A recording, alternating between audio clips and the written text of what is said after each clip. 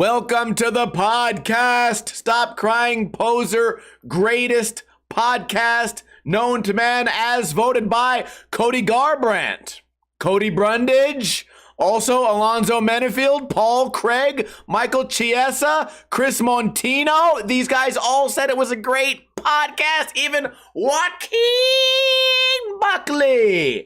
Who do we have in the chat room today? We have They Call Me Ziggs, Day-Day, Ron, stop it, Fletcher, Low-Key, Node for Droid, D, Trick, Low-Key, Wonder, How to, Premeditated Bastard. Friday is here again. We do this podcast every single Friday, right around 3:30 p.m. Pacific time. It is 3:31, which means we are perfectly on time. It has been a stressful week for me. I will explain why, but it's also been a very eventful week, and I feel like an absolute machine. Although I was weirdly depressed all week. Let's start at the beginning. On last Friday, I had one of my friends come into town who I met on Twitch, a traveling skateboarder by the name of Dark Slide. Ironically, can't even do a kickflip, so Dark Slide is completely out of the question. But you know what? Some people make their username into their goal they want to achieve one day. So he comes out here. He traveled all the way from California town all the way to Pennsylvania, then traveled all the way back, doing a stream, exploring, skateboarding, meeting new people, having fun, and smoking the W. Even in locations where it's illegal. This guy, he makes his own rules. He's like a biker mouse from hell. You know what I'm saying? He doesn't follow the rules of the road. Maybe driving under the influence of narcotics, but that doesn't stop him because he has a stream to record. And on his way back, he stopped in Las Vegas. It was his final stop before going home in California. He stayed here for 2 days, planned on skating some pump tracks. You know, it's mostly for like BMX bikes. It's a track where you just go woo, woo, woo, woo in a big circle. I know not everyone in here is a skateboarder or a BMXer. It's like a track with a bunch of humps, and you make your body go up and down like you're riding a dick, and then the faster you go, the sooner the dick comes. I mean, the faster you get to go around the entire track and beat your time or something. Beat your meat. I don't know why he wants to skate pump tracks so goddamn bad that he'll travel the entire earth to find lumps in the ground, but he did it. And took him out to one of them, had fun. It was nicely paved. And then he got to hang out for UFC night. But what he did not know is last week on Thursday, I had friends over, had a lot of beer. Then on Friday, had friends over, streamed, had a lot of beer. Then on Saturday, had a lot of friends over for UFC, which, by the way, the card was really entertaining. Drank a ton on that day. So 3 days of like extreme binge drinking. And I think my body finally had seen enough. When I spend an entire 3 to 4 days drinking all day, every day, typically the next day, obviously I'll have a little bit of a hangover. I won't feel that good. You know, I get a little bit of anxiety when I'm driving, and couple that with the extreme Las Vegas weather. If you're watching this broadcast on Twitch, you can see today it's a chilly 103, tomorrow 105, then 108, then 107, 104, 108, 107, 105. We did not get to even see double-digit numbers this week. It is so hot in Las Vegas. So couple that with an extreme hangover, and then add on top of that extreme anxiety, and then add on top of that a really shitty diet. I think I ate nothing but chicken wings for 2 days straight and maybe a little bit of pizza, and it fucked up my internal body like really badly for the entire week. So you're thinking you have a hangover on Sunday, okay, no big deal. You have a hangover on Monday? Oh, we have a big problem. I still had crazy anxiety on Tuesday, Wednesday, and Thursday. So it went all the way until yesterday. And today, finally, I feel good. And of course, I'm going to fuck up the cycle and drink some beer tonight. I even drank some non-alcoholic Heinekens to maybe feel like I was hanging out on my stream. Wednesday on streams, typically what I'll do is I'll have a couple of beers. It'll be like the hump day. We'll relax, stay up a little bit late, or I'll go out, and then after I'm done playing pool with my friends, look at this awful haircut that hasn't been cut. The lack of a haircut, I should say. Anyways, usually it wouldn't typically last. These problems wouldn't last that long. So I think it's simply just me getting old. It might also be a little bit of the weather. It could also be the diet. But it took me a while to get back to normal. But the timing was also kind of good because I've been doing so much work around the house. I don't even know where to begin.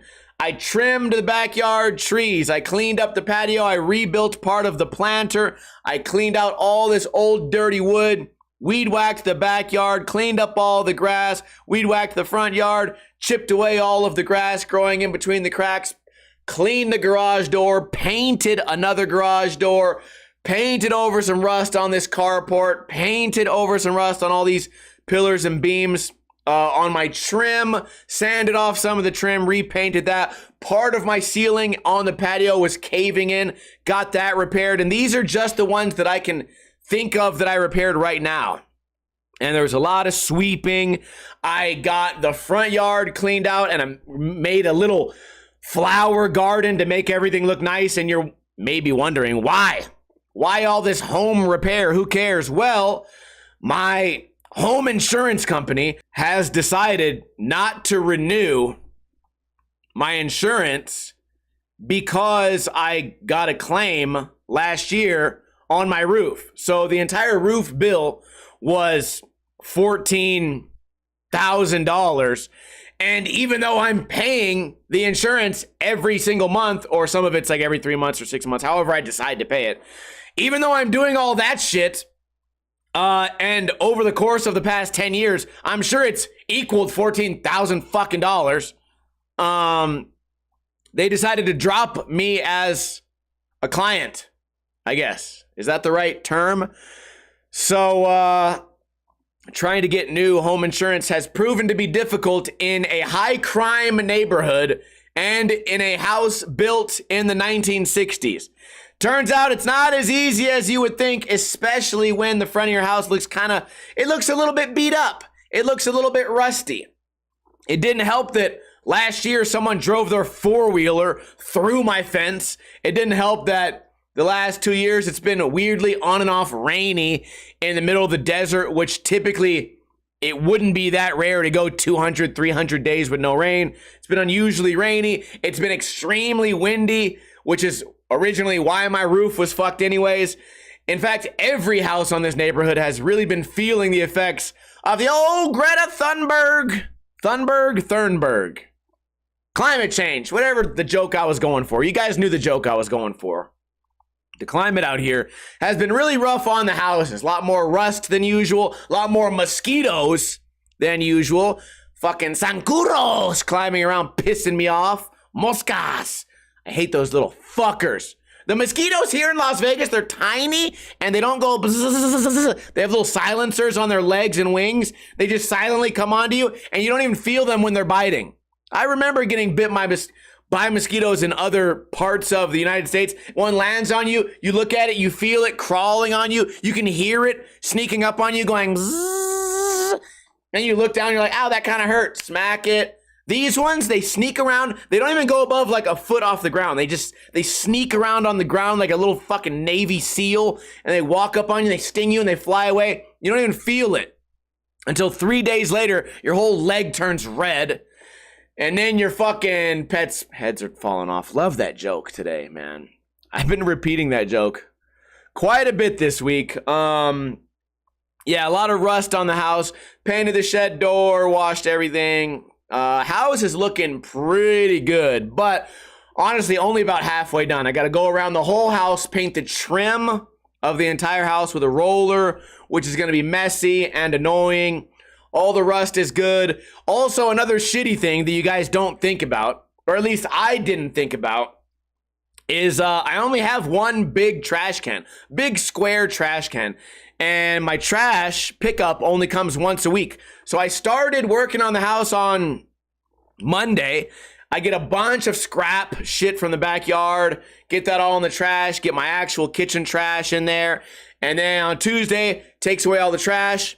Okay, the trash can is empty. I start working on the house again. By the end of Tuesday, the trash can is completely full, and now I have nowhere to store trash. Also, my neighborhood is full of, I say full of, but each street kind of has a house that is, the people that live there are junkers. So there's a lot of trailers filled with things like hot water heaters and washer and dryers and just big pieces of metal. So I thought to myself, I was using a wheelbarrow, like a steel broken wheelbarrow.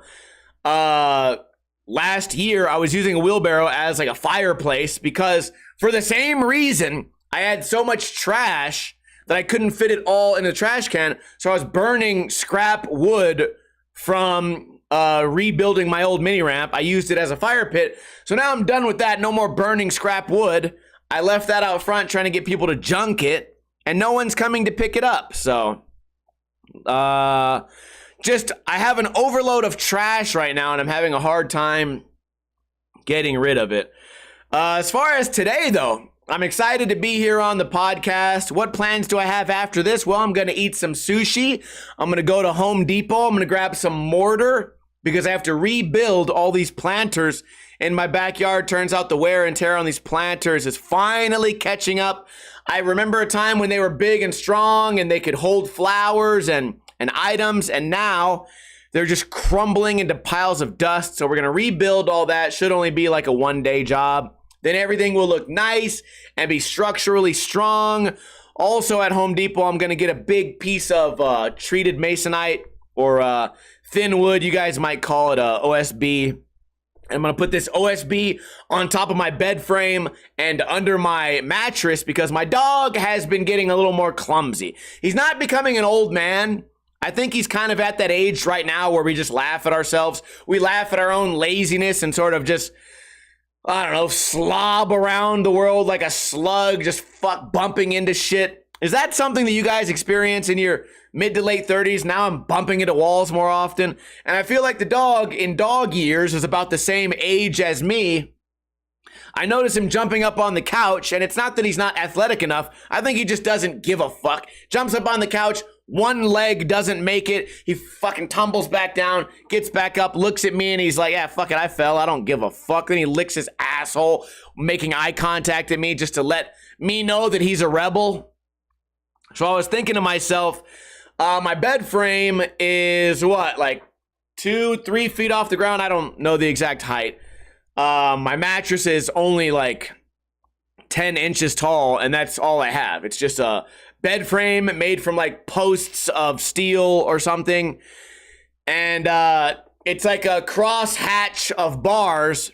And my fear is that he's going to jump up onto the mattress and one of his legs will get caught in between those bars. And then he could either break a bone or get hung up there or get scared or get hurt or get pinched or get stuck. So I'm going to put some thin wood right there, and maybe I'll attach it with zip ties or something like that. I've been feeling really like, really fixy lately. Like I'm going to go fix everything. And I've been doing a pretty good job of doing that. So that's the plan for today. Sushi, Home Depot. Also, the other day I went to Walmart. I don't fancy myself a thief, but I got a little thieving. I went to the garden area, which no one goes there. The garden area for our Walmart is like half outdoors and no one goes there. There's not even a checkout person there. There's no employees. It's a ghost town because it's halfway outdoors. And like I said, with the weather being 110 degrees every single day, no one walks out there for any fucking reason. So I go out there looking for seeds for flowers. because I have a little flower bed right outside my front door. It's never had flowers in it. All it grows is weed and beer cans and cigarettes. So I decided, let's make that look nice. By the way, the reason I have to do all this is so I can get home insurance, because I need something in my house called pride of ownership. And I have pride of ownership. I just wasn't aware that a shed door that's a little bit rusty is the fucking worst thing on earth. Apparently it's like committing murder if you own a house. And then I don't know what these insurance companies are doing. Like, if you look around the neighborhood, every house is like that. Well, I don't know why they're pinpointing on me. But I will say that it feels good to get out there and do some things. I really am feeling the pride now. I'm also feeling the heat because it's so fucking hot out there. But I'll tell you guys what, I'm a little bit bummed out that I did not do a before and after for two reasons. Number one, so that you guys could see the before, and I think a lot of you would say, oh, it's not that bad. But also because you would see the after and you'd go, oh, well, it has come a long way. You know what I mean? I kind of wish I would have done that, but whatever. I had a real Hank Hill moment. I've been having a lot of Hank Hill moments lately. Whenever you go to try to repair something, anything in your home, especially an old home like this, a lot of the times during your repair, you break something else. That's sort of just like something you get used to, right? Whenever you're trying to fix anything in plumbing, in the process of fixing one thing, you break something else. In the process of fixing a roof, you break some other fucking part of the house. Very typical. Maybe not a lot of you guys have the opportunity to fix your own homes. Maybe you're renters or something like that. But one problem always turns into two or three problems. And if you solve something on your first attempt, it's like you hit the lottery. So anyways, I had a moment the other day where I used up all my super glue on small little cosmetic repairs around the interior, right? Just little things. Let's glue some trim back. It's coming off a little tiny bit. Get that going. I had a little panel on the side of my house coming off, just like an inch. Put it back with some super glue. Used up all my super glue, and I thought to myself, man, I love these single-use super glues. They're about as big as like your knuckle to your finger. So they're about an inch long. You pop them, you squeeze them, you use the super glue, then you're done. And they come in 5-packs, and I love it. It's great for like a first aid kit too, if you have first aid kits or any little kit of shit that you would be carrying around. You know, throw them in your car. They're great for the car. And I used up my last one the other day, and I thought to myself, man, I need to get more of those 5-packs. And someone on stream, Love My Toes, said, well, you know, they sell 24-packs, and they're the same price as a 5-pack. I said, what in tarnation? And I went on there, motherfucker, I got 24, I almost bought 48 of them. I got 24 single-use super glues. And if you're not a super glue user, let me explain why this matters. When you get a little super glue, like a medium one, and you use it once, and then you put the cap on it, the super glue cap super glues the cap onto the super glue, and then you can never use that super glue again. And then if you ever do get the cap off, then all the glue inside has now like oxidized, and now it's all dry. So your big giant super glue becomes a 3-use super glue if you don't use it within like, I don't know, 2 weeks. And who's gluing that much? Not me. The single use is great. And to have 24 of those, I feel like I'm a proud dad. These things are coming today on Amazon. All 24 of my new children that I'm going to sacrifice to little small repairs around the house. And remember the Hank Hill episode? What is it called? King of the Hill. He has a big can of WD-40 and he can't get the top off, so he uses a small can of WD-40 to lubricate the top of the big can of WD-40. That's how I feel. I feel like I need a holster for super glue now.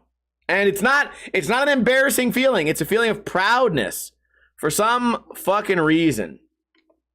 What else has been going on? I skated earlier this week on a Monday, which was the worst. I skated at the height of my hangover and anxiety, and I'm dealing with a foot injury that is a foot injury I haven't felt in the past 25 years of skateboarding. I've bruised my heel a million times, especially when I was younger. That doesn't really happen today because I don't jump down things. But I have a heel bruise, but it's on like the outside of of my foot near my pinky toe, and it's really bothering me, especially when I step on a surface that's uneven. You know, if I step outside and I have an area where it's like big rocks, like, I don't know, like palm-sized rocks outside that I have to walk over. If I step on that with my foot and it bends a certain way, I'm in excruciating pain. So I don't know what that injury is, but I think I somehow bruised the right side of my right foot. And I decided to do some really basic skateboarding tricks. And of course, with the heat being so hot, even though the sun was down, it was still 105 degrees. Just was out there in the sun, just suffering, hangover, anxiety, you know, these things that I don't typically have to skate with. And I'm just falling apart on camera. I even streamed the session. I'm like talking to myself, like doubting myself. Typical skateboard, like mental breakdown. And it was awful. And I ended up landing a kickflip staple gun, which is, we're going to bring that up in a minute. I'm going to try to combine these two topics. I uploaded the kickflip staple gun today. But yesterday, I uploaded a video that was very anticipated. A review of T-Funk. Now, some of you guys who follow my channel a lot will know what that means, but I'll try to briefly sum it up for those of you who mostly know me through Twitch. Maybe you don't follow the skating as closely. There's a pro skateboarder named T-Funk who has a very unique style, and I've made it part of my gimmick to make jokes about his style, because when he lands a trick, he doesn't land it the way most skateboarders would. He adds this fake style to one of his legs to make everything look more like surfy. You know, he'll land a trick and he adds even like arm style to the trick. And if you're a newer skater, you kind of watch that and you fall for it. He'll make an easy trick look really hard because of all the extra theatrics. And then you'll go, oh, I'm a brand new skateboarder. That trick looks really hard. And then for a seasoned skateboarder, you'd be like, no, that was an easy trick. He just added on a bunch of jazz hands to make it seem harder. And I've been making jokes about this guy for like 2 straight years. And I've kind of been extra mean. And the reason I've been extra mean is not because I have a personal thing against the guy. Although some of my videos are a little overboard with the being mean. But it's because his fans are so sensitive.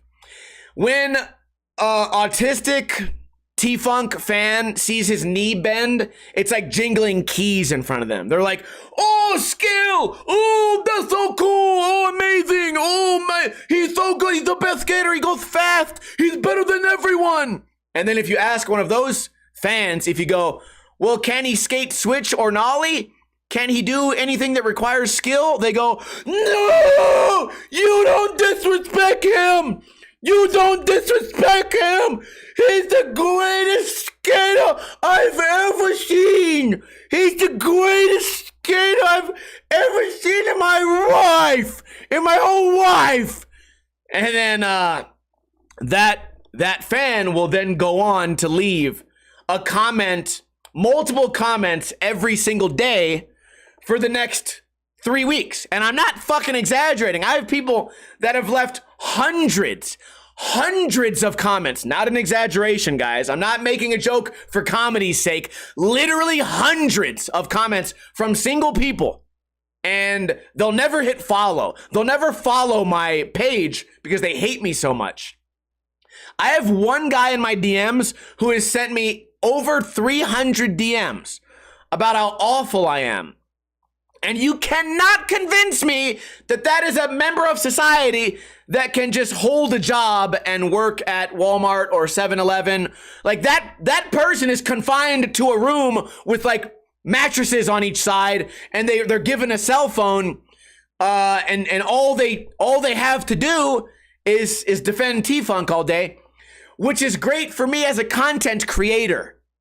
Because now, if I make a video about, I don't know, Jamie Foy, #1 skateboarder right now, and I say Jamie Foy's fat and he sucks, Jamie Foy's fans will go, he's not that fat. And then they'll forget I existed. They'll never comment ever again, right? Who's another top skater right now, Nyjah Huston. I type Nyjah Huston skates like he puts his foot in a bad place and his pants are too tight and he acts like a bitch. People will go, well, he has more money than you, and that they'll leave one comment and then they'll never talk to me again. And then it's over forever. One comment. But the T-Funk video, hundreds. If you even look at my YouTube stats, every review I've done this week, it got 2,000 views, 3,000 views on the lower end, right? I'm still shadow banned, guys. I'm getting most of my attention these days from Instagram. Still shadow banned. Today yesterday in like 6 hours, I got 11,000. So word got out to the insane asylums and all the mattress facilities. Word got out that Ninja Lifestyle made a T-Funk video. And the new one's not even that bad. And the comments are like, oh, you're going to be nice now? No. Be patient. Be patient, because on YouTube, most of the time, I'm always nice. Here's the thing. When I cut that video down to Instagram length and I only include my funny jokes, it will come off as if I'm being a lot more mean. And then everyone will get really mad. And that's when shit will pop off. So for anyone that thinks I've gone soft, just wait 7 more days. Wait 7 more days and the internet, the tectonic plates will shift and the tears will start flowing and we will be ready for the second flood. And there will be a lot of crying. There will be a lot of comments. There will be a lot of people that don't understand that my real video is always pretty nice and pretty friendly. I review 6 videos every week. Most of them end up getting rated 8.5 or higher. You got to remember, I'm reviewing professional skaters. They don't actually suck. Okay, it's just fun to nitpick some of the things that they do wrong. And then when you combine all the good stuff with the nitpicking, you end up with a score like 8.7 out of 10, 9.2 out of 10. And these are just my opinions. But when you take that long video and you cut it down into small sections where all I say is, well, his toe dragged, his hand dragged on the ground, violation, then people start saying, well, Ninja Lifestyle's so mean. Actually, they don't say Ninja Lifestyle. They say, Steve hates skating, is so mean. He's never skated in his life. He can't call anyone fat. He's actually fat. He's the fattest person. His tattoos suck. I don't like the way he smiles. His clothing is whack. He's never done an ollie in his life. Please stop making fun of him. Please stop making fun of T-Funk, please. That's usually how I interpret the comments. But I just wanted to remind you guys that I'm actually deep down not a very mean person. Would you guys like to win a free Ninja Lifestyle sticker pack for free? What kind of mean person would give away free stickers live on twitch.tv/Ninja Lifestyle? No one would do that unless they had a heart of gold worth $1 million, perhaps. Here is the question. First one to answer this question gets a Ninja Lifestyle sticker pack sent directly to their address if they live in America, unless your name is Fletcher because you've won 2 weeks in a row. Here is the question. What is the name of Goofy's son? His full first name in the movie Goof Troop. What year did Goof Troop come out? Well, let me type that in right here. Goof Troop movie. What year? 1995, a movie came out called A Goofy Movie, where Goofy is like a dog or something. Some of you guys might be too young to know this movie. Goofy is like a dog, or like a dog mixed with a human, some type of bestiality bullshit that Disney Channel thought was a good idea. And he hangs out with his son, and his son goes skateboarding. And his son has a first name, but they often refer to his first name by the short version of his first name, it actually is a much longer name. What guesses do we have? We have Max Goof. We have Max. We have Powerline. We have Maxi Goof. And Premeditated Bastard came up with Maximilian Goof. Which now makes me wonder, if their last name is Goof, does that mean Goofy's name is Goofy Goof? What the fuck drugs were they on in 1995? You made a whole movie about some guy named Goofy Goof? That is some weird mutation of like half human, half dog? You guys make me sick. God damn it. No wonder all these cartoon fools are always playing with kids' feet, naming cartoons Goofy Goof. They're making fucking cartoons for dumbass kids. Is that why I'm so dumb? Is that why I don't know where Brazil is on a map? Because of Goofy Goof? God damn it. I did want to quickly talk about something I thought was funny in Las Vegas news. Be careful out there, people. Be careful out there when you're streaming. Because I watch a handful of streams on Twitch where people go around to busy cities and they walk around and they try new food and they make new friends. And here in Las Vegas, there's a lot of people that go around trying to vlog and trying to become IRL streamers where they gamble and they try new food and they people watch. And the worst of the worst is the ones where they prank each other. By the way, Premeditated Bastard, after the podcast, send me a DM and give me your address so I can get these stickers out to you on Monday.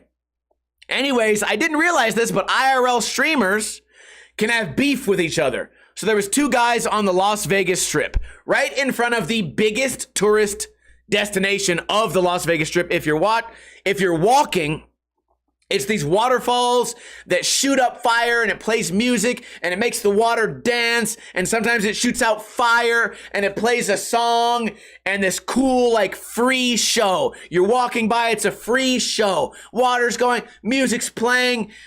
Typically you have somebody making a hot dog on the ground trying to sell you a German-infested hot dog. There's usually some chick next to you selling pussy and then some tourist throwing up from the heat. But if you ignore all that, it's actually a beautiful fountain of music. And then you look over, you see two YouTubers arguing, and one of them pulls out a gun and murders the other guy right in front of you. This happened last week. Shot him dead, 1 foot away, shot him dead. And they were both streaming. They're both filming each other commit, like he's filming himself being murdered. And thousands of people were standing there nearby. And I haven't read all the lore yet, but I guess the guy that shot claimed it was in self-defense, but then he forgot that everyone is filming. Literally everyone is filming. There's like 5 angles of this shooting, not including security camera footage. And he's like, it was self-defense. And it turns out, from what I've read, he just walked up, looked at a guy, pulled out a gun and shot him dead.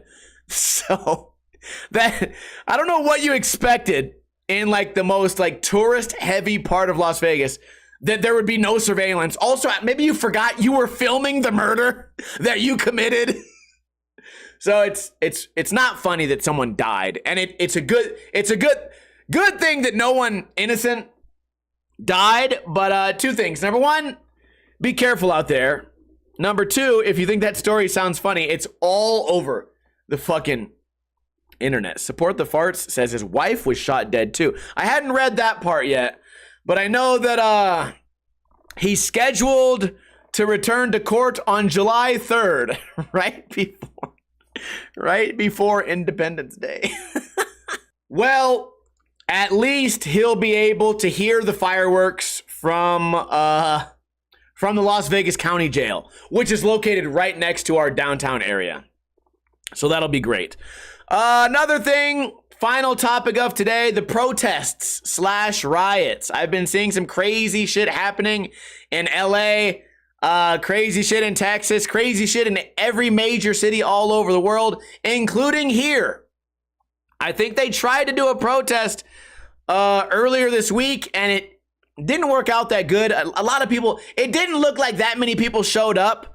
And also, you guys know me, right? I'm from Las Vegas. Las Vegas people are kind of dumb. Not all of them, right? But me and most of them. Most of them are dumb. We have the second worst school district test scores in the whole fucking country. We're the second dumbest place in the whole country. So when Las Vegas people go out to protest, they don't actually know why they're going. To them, it's kind of like a party. And I know this is true, and then the evidence supported that I knew it was true because the news started interviewing people, and they're like, "Why are you here?" And they're like, awareness. Awareness of what? Of what's going on. In what way? I'm just tired of it. Why are you protesting? It's just bullshit, man. Yeah, what are you angry? Like, why are you here? I just can't. And the Mexican and Trump too?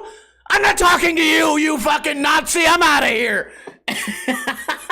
And that's typically how the interview goes. And then I saw some of the signs they were holding with all the misspellings and shit. And one of them, the main sign that's the main sign that's getting a lot of like media coverage in like the local memes is one that just says, "Hot girls support hot girls support illegal immigrants." And the sign, I have to describe the sign to you. It's just like, it's a bunch of fat chicks driving around town with a sign out of their window. Obviously you can't expect them to walk around because it's hot outside and they're not equipped physically to be walking around in a real protest. Anyways, the sign says, "Hot girls support illegal immigrants," but the giant letters, it says "hot girls," and then in tiny cursive letters, so "hot girls support illegal immigrants." And I thought it was so funny. Thank God for ICE. Thank God for ICE, because otherwise these chicks would have no excuse to go out and tell everybody that they're hot. If ICE didn't exist, these girls would be at home right now, not letting people know that they think they're hot. And without the hard work of Donald Trump, these chicks would just be somewhere and no one would know that they're hot. And also illegal immigrants. No one would know. So I'm going to the protest tomorrow, and I'm going to say, they're going to put the microphone in my hand. They're going to say, "Sir, why are you here?" I'm going to go, "I just wanted to bring awareness to hot girls. Hot girls. And illegal immigrants." And that's going to be my entire statement. Anyways, the protest on Saturday is going to be much, much larger. So next Friday, I'll probably have a lot more to talk about. But if you guys are in Las Vegas, I don't want to tell you guys what to do. But I think, listen, I want you guys to stand up for what you believe in. I think this is a great country to do that. But I don't want people, I don't want any of my friends to go because I think you might get hurt out there. You know, first off, protesters, they're known for throwing bricks, but they're not always known for their arm strength. So if you throw a brick from like the middle of the crowd, most likely gonna hit somebody like 3 rows ahead, and the police are like 20 rows ahead. So there's gonna be a lot of people getting hit from bricks thrown by people that thought they were stronger than they are. So if you are gonna be protesting, stay on the outside, stay all the way on the outside, because when the bricks start throwing, the only bricks that are going to hit the police are going to be the ones thrown from the front lines. So just be careful out there. And also the tear gas and shit. It just seems like a dangerous situation. I saw a bitch get trampled the other day from a horse. By the way, these cops should chill out a little bit too. I kind of feel like the more, when I listen to myself, I feel like I'm being really one-sided. The cops are kind of douchebags too. Also, Las Vegas, Metro Police, huge douchebags. Real bunch of assholes, okay? Don't be bothering them, because these fuckers they're already pissed, all right? They're already pissed about all the bums and the weather and the fucking tunnel people. They're pissed at everything. No one has fucking car insurance. The cops are already pissed. You're gonna go over there and piss them off more? Yeah, if you go out there, guys, be very careful. I want everyone to do what they think is right, but if you go out there, jokes aside, be very careful. You know, mind your surroundings, know like who's behind you and shit.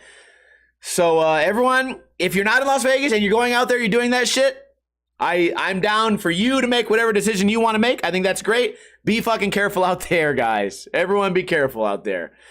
That's all I have for the podcast. I think this was a really fun one. I told you guys I've been feeling bad. Sunday felt bad. Monday, Tuesday, Wednesday, even yesterday, Thursday, didn't feel that good. Friday, it took me this long to get my mind right. I've been drinking non-alcoholic Heinekens, and they're expensive as fuck. Jesus, six Heinekens, non-alcoholic, $13. My God. Oh, now I'm fucking hungover and I'm broke. So, I'm happy to be back to my normal self. If you're watching this live, we're going to do another stream later where we play ping pong. Oh, that sounds exciting. It's not going to be exciting. I just wanted to let you guys know that when I do stream later, there will be no notifications.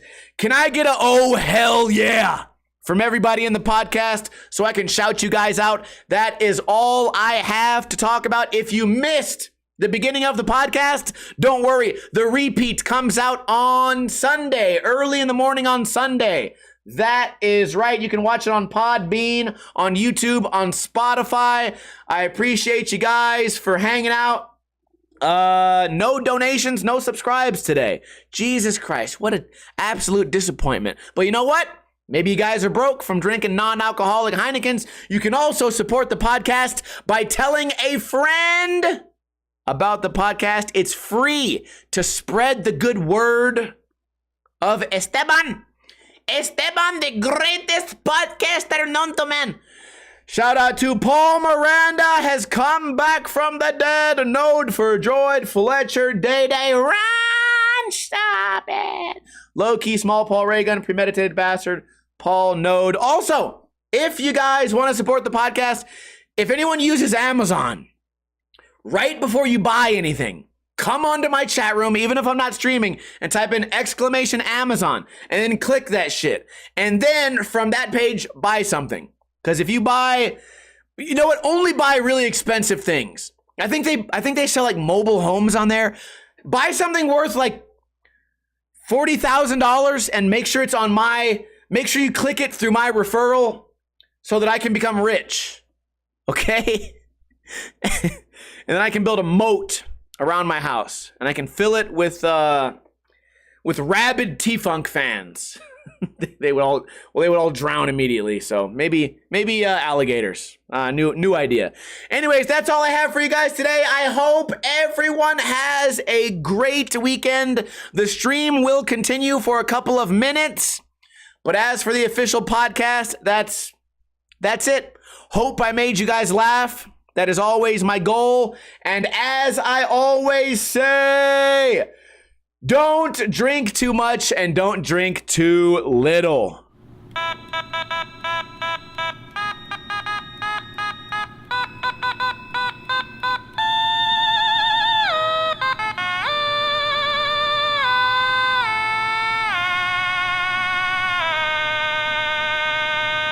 Sir, why are you here for the protest today? Hot girls, bro! Because they support illegal immigrants. Oh, back to you, Shelly.